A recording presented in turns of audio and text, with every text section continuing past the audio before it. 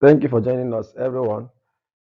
It's glad to have you on this channel.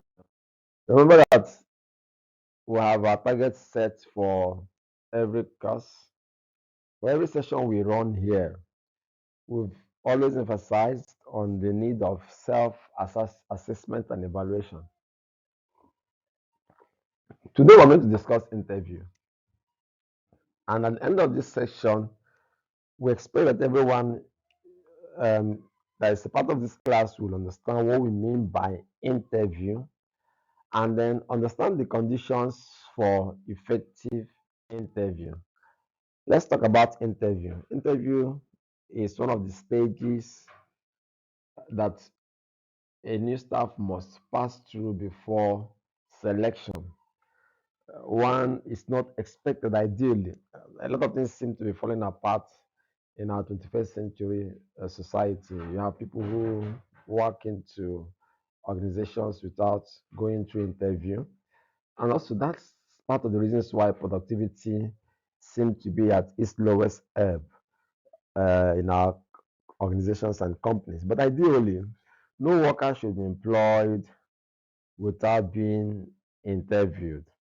Now, interview can take place at several stages of the selection process.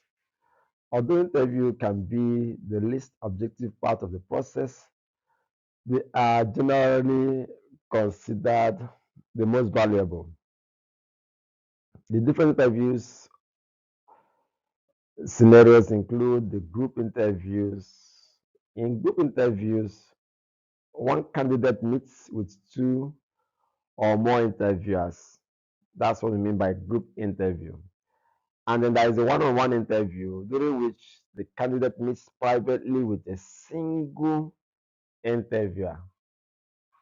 For some candidates, they will prefer group interview, and others will prefer one-on-one. Some organizations may use either of the two or both. Interview techniques include structured or pattern interview, during which the interviewer follows a standard list of questions for all applicants. There is this approach where the interviewer has already set questions for all the applicants, then everyone will be asked a question. These questions must have been prepared ahead of time before the interview. Then there is also this other non-directive interview. Plus, in non-directive interview, there's no list of questions. There's no list of questions. There is the situation that will determine the nature of the questions a candidate may be asked, or the nature of a problem the candidate may be asked to solve. Sometimes in non-directive interview, the discussion can lead to the next question. Let me give you an instance. Someone asks you, what do you intend to do in this company? And then you say, I want to do my best to ensure that the SDG goals are fully attained by our organization. By the time you say the SDG goals, there is every tendency that the interviewer would now ask, what's the full meaning of SDG? If you scale through that, you expect something like how many goals are there in the SDG goals? List, mention the SDG goals. So these are things you see in non-directive interview. Of course, candidates do not possibly have the right as to the nature of interview they would want to be part of.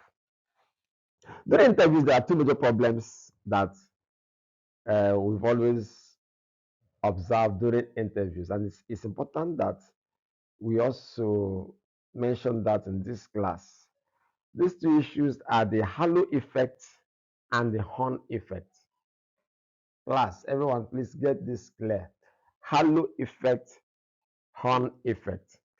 In halo effect, The person who is interviewing you is so impressed with one area which he or she may concentrate on and then forget other matters. It's like what you call love at first sight.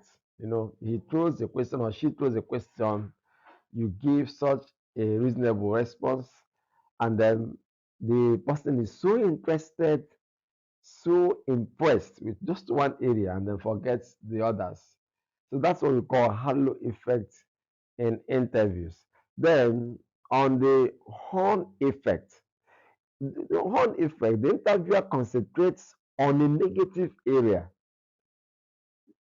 He concentrates on an area that you've not done very well and then presses harder on that area. As a candidate, you just need to be active and then be very careful not to get lost in either of halo effect or horn effect. One thing you must target as a manager is to ensure, as an administrator, as a manager, as a supervisor, you must ensure that your interview session is effective. Don't run interview sessions that are ineffective.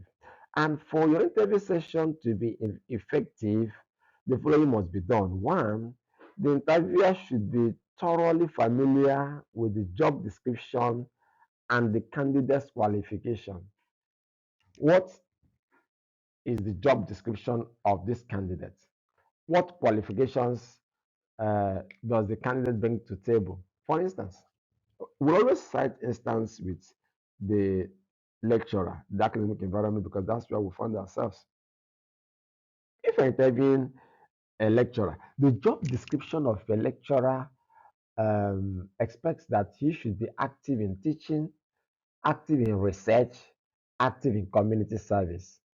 So for the interview to recruit a lecturer to be successful, the interviewer should know this. So that is one. Two, the interviewer should not be interrupted. Both interview and interview session should not be interrupted. Three, the interview should begin in general talk to put the candidate at ease and establish a rapport. Most times, candidates walk into interview session tensed and worried, fearful.